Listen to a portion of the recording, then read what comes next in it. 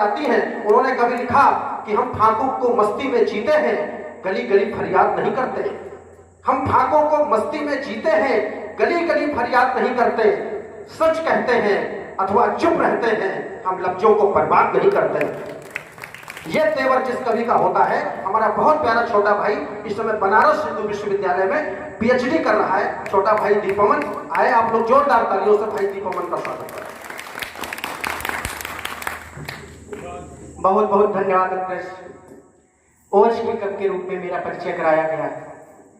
मैं ओज की रचनाओं से आपको परिचित जरूर करवाऊंगा, लेकिन कुछ समय पहले मुझे काफी ज्यादा टारगेट किया गया, लेकिन जिन लोगों ने टारगेट किया उनकी विधा फूल बरसाने वाली थी।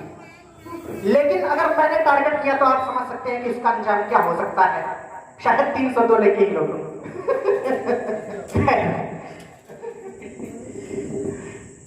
नवरात्र का पावन पर्व है। मैं मां के तीनों पिंडी रूपों का आवाहन करते हुए अपने काव्य पाठ की शुरुआत करना चाहता हूं और एक छंद के माध्यम से आपसे जुड़ना चाहता हूं कि दुर्गे दुर्गे तू दुर्गुणों को दूर कर मेरे आज, दुर्गे तू दुर्गुणों को दूर कर मेरे आज, सरस्वती रूप धर कर के निहाल हो। कि दुर्गे तू दुर्गुणों को दूर कर मेरे आज, सरस्वती रूप धर कर के निहाल हो।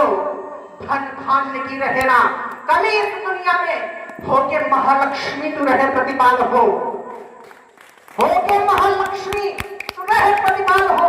कि जब भी पढ़े प्रकोप अनाचार का तो सुनो, होके महाकाली कर रखा मुंडकाल हो। सीमा पार भारती के सिंह जो प्रयाण करे, शत्रुओं में गूंज उठे जय महाकाल हो। सीमा पार भारती के सिंह जो प्रयाण करे, शत्रुओं में गूंज उठे जय महाकाल हो। बहुत बहुत धन्यवाद, बहुत बहुत आभार। आदरणीय जिलाध्यक्ष महोदय जी बैठे हुए हैं। चूंकि कवियों की सत्ता से हमेशा यूं नहीं, हो सकता है मेरी बातों में भी कुछ ऐसी ही बात आ जाए, कुछ आपके काम की भी बात कह जाऊं, तो इसलिए मुझे भी बहुत ध्यान से सुनिएगा। और 4 पंक्तियां मैं कहना चाहता हूं इस देश की युवा पीढ़ी को जागृत करते हुए, इस देश की नौजवानी को जगाते हुए, कि होती है ये नाजुक गुलाब जैसे फूल सी। मैं देख रहा हूं अपने देश के नौजवानों को मेरे सामने। होती है ये नाजुक गुलाब जैसे फूल सी, वक्त के ही संग में सजाओ आप जिंदगी। होती है ये नाजुक गुलाब जैसे फूल सी, वक्त के ही संग में सजाओ आप जिंदगी। इससे ही रिश्ते हैं नाते सभी, इससे ही इनके ही संग में निभाओ आप जिंदगी। इससे ही रिश्ते हैं नाते सभी, इससे ही इनके ही संग में निभाओ आप जिंदगी।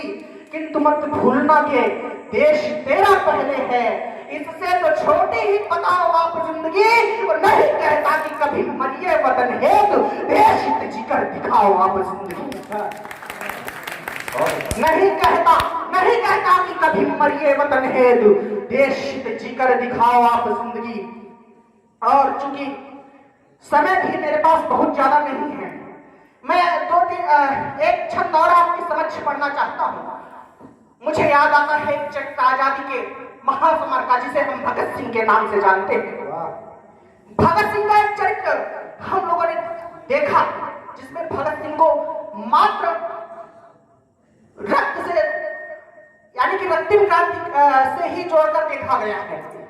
लेकिन मित्रों, मैं आपसे बताना चाहता हूं कि भगत सिंह केवल रक्तिम क्रांति से ही जुड़े हुए नहीं, एक वैचारिक क्रांति के भी नायक थे।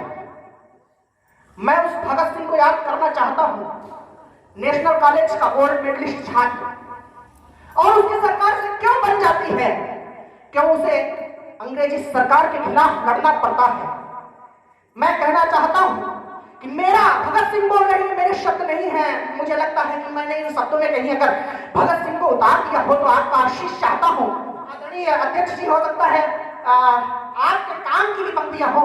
मैं कहना चाहता हूं कि मेरा किसी हिंसा या हिंसा का इरादा नहीं, मेरा किसी हिंसा या हिंसा का इरादा नहीं। मन को अशांत किया किंतु सरकार ने, मेरा किसी हिंसा या हिंसा का इरादा नहीं। मन को अशांत किया किंतु सरकार ने, खुद के ताबूत में ही ठोक कर कील तब खुशियां मनाई यारों की सरकार ने। खुद के ताबूत में ही ठोक कर कील तब खुशियां मनाई यारों की सरकार ने। वो चाहती तो प्रश्न हल शांति से भी कर लेती। चाहती तो एक विकल्प ये भी था कि चाहती तो प्रश्न हल शांति से भी कर लेती। गांधी जी का जो मार्ग, चाहती तो प्रश्न हल शांति से भी कर लेती। हिंसा की जगाई जो हिंदू सरकार ने। हम भी चाहते थे यारों पढ़ना व लिखना, हमको बनाया बाकी हिंदू सरकार ने। हम भी चाहते थे यारों पढ़ना व लिखना, हमको बनाया बाकी हिंदू सरकार ने। और उसी चरित्र को मैं याद और करता हूं कि वो क्यों आजादी के इस महासमर में कूदे होंगे। चंद्रशेखर भी कुछ छंद याद हो? चंद्रशेखर तगड़े याद।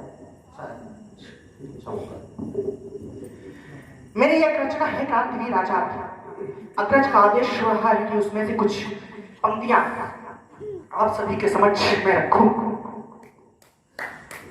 बहुत अच्छा खंडकाव्य है मनदीप का। इतनी कम उम्र में पूरी पुस्तक निकली है। बहुत बधाई इसके लिए और एक बार जोरदार तालियां। बहुत धन्यवाद भैया।